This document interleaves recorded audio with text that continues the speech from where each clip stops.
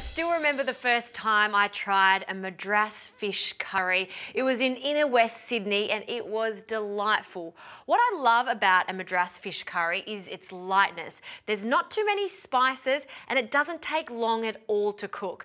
The first thing I need to do is make the gravy. The gravy consists of 4 cloves of garlic straight into a food processor, a large amount of ginger, about a 4 to 5 centimetre piece of ginger, and I'll cut that into 3 pieces.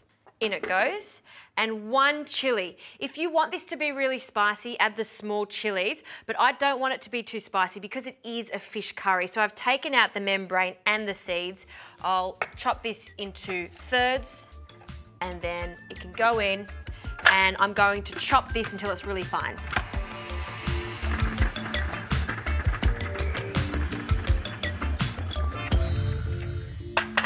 Now once the holy trinity, as we call it, the ginger, garlic and chilli combination has been chopped, we can add the rest of the ingredients. I'm just going to scrape down the sides so everything gets combined evenly. Now for the last 2 ingredients, 200 grams of desiccated coconut. Seems like a lot, but this is going to thicken up the sauce later on and give it a really beautiful flavour.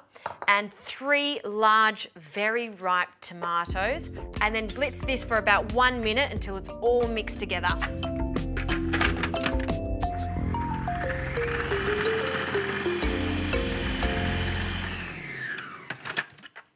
Ah, fantastic.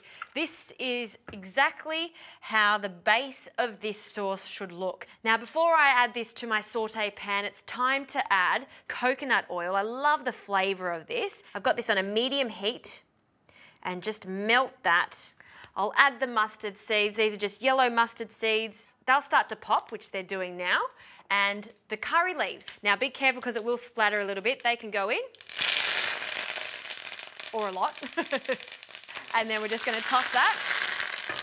And the only reason they're spitting like that is because the moisture in the leaves. So be really careful when you're doing this at home. Now in with the onion, finely chopped onion, and saute that off until it's softened.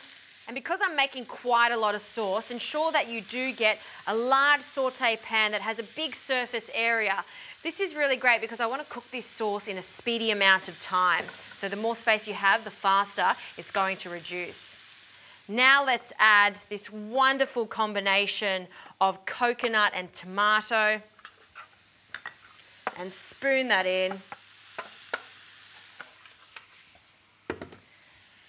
And then I'll mix that to combine with our onions and our curry leaves. And for a few extra spices, ground coriander and a hint of turmeric. Now I need to add some liquid. I'll dilute a little bit of tamarind paste into water. This is about 2 cups of water. A few teaspoons into the water. Tamarind actually starts off in a bean-like pod, and then when it ripens, the pulp becomes really sticky, sweet and sour. Now this can go in. Lid can go on, and this is going to cook for about 15 minutes before we add the fish.